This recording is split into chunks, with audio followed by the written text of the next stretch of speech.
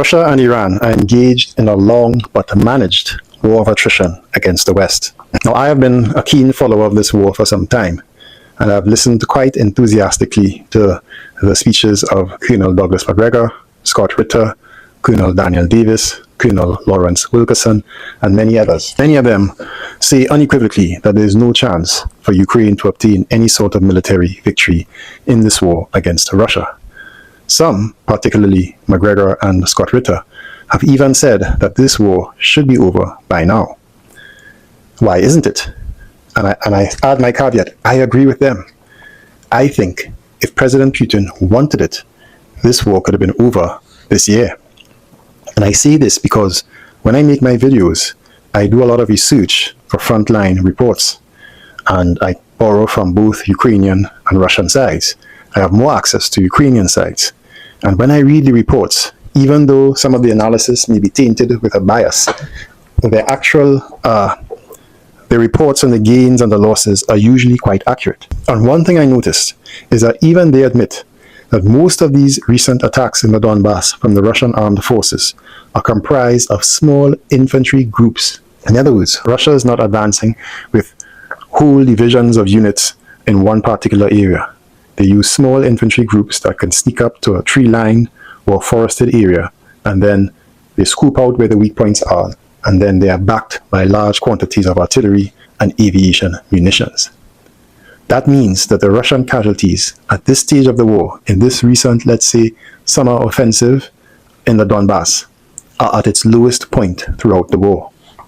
And this is supported by the BBC Russian, who does their casualty count, and they are a pro-Western outlet, so we have to consider that they might be biased in favor of Ukraine. But they put the Russian killed figure at around 83,000. Now, what's interesting is if you look into the report, it's quite detailed, and it gives you a composition of those killed Russian soldiers.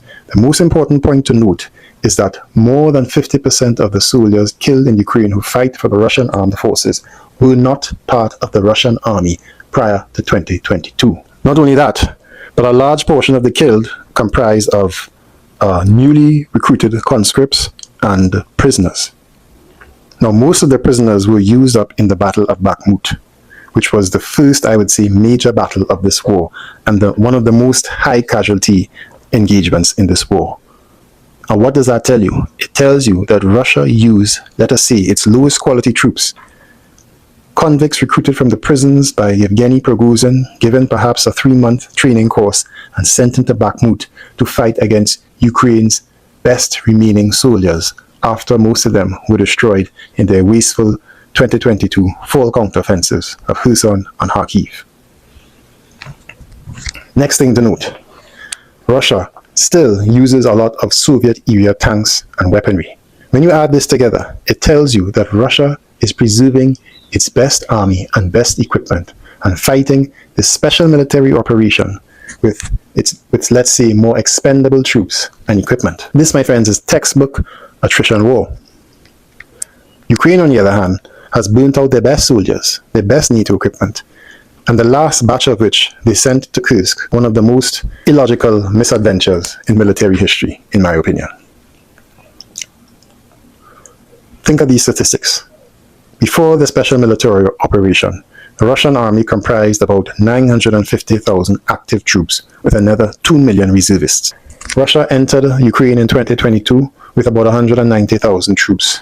Most of them were contract soldiers. The partial mobilization they did in the fall of 2022 came from their reservists. After the 2022 offensives, the next major battle was Bakhmut. They used convicts. So the first half of this war, Russia has not used their regular active personnel from the army. Where are they? Who knows? Perhaps they're defending the border with the Baltic nations and the other NATO countries. Therefore, it shows you that Russia has not actually put its best foot forward in this special military operation, and yet they have more or less defeated the Ukrainian army, as well as their NATO backers. Now, on that point of the state of the Ukrainian army, why I agree with Colonel Macgregor and Scott Ritter, who say that this war could have been over already, is because the mere fact that Ukraine admits that Russia is using small infantry groups to attack certain areas and cities, and yet they are able to collapse the front lines with those relatively small groups of infantry, tells me that the Ukrainian army is in a very, very bad state.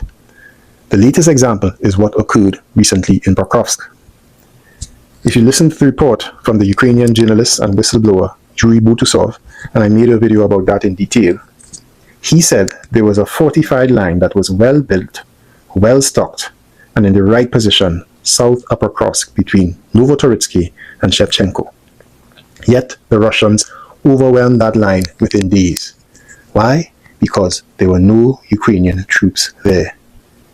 For one of two reasons, or perhaps both, that the Ukrainian army is too stretched, they have taken too many casualties, and therefore not enough men were there to man it, or there was incompetence in the Ukrainian command, or perhaps corruption, and they did not send troops to man it in time. These are all mistakes that would not have occurred in the first year of this war. This shows you how bad the Ukrainian army is at this point. And let me go a little deeper on that point. There was an interesting think tank report in 2023. I can't remember the name of the organization right now, but they did a report, and they estimated that Ukraine had mobilized about 2 million men. They also noted that Ukraine's population had dropped to somewhere in the early 20 millions at that point. The point of the article was to say that Ukraine's mobilization had reached about 10% of their population, which is a critical threshold that countries should not pass. And they gave an example of World War II and countries like Finland and Vietnam, whose mobilization rate went to 12 and 13%, and the country was at risk of collapse because there are not enough men left over to man the positions in relevant infrastructure and keep the country running.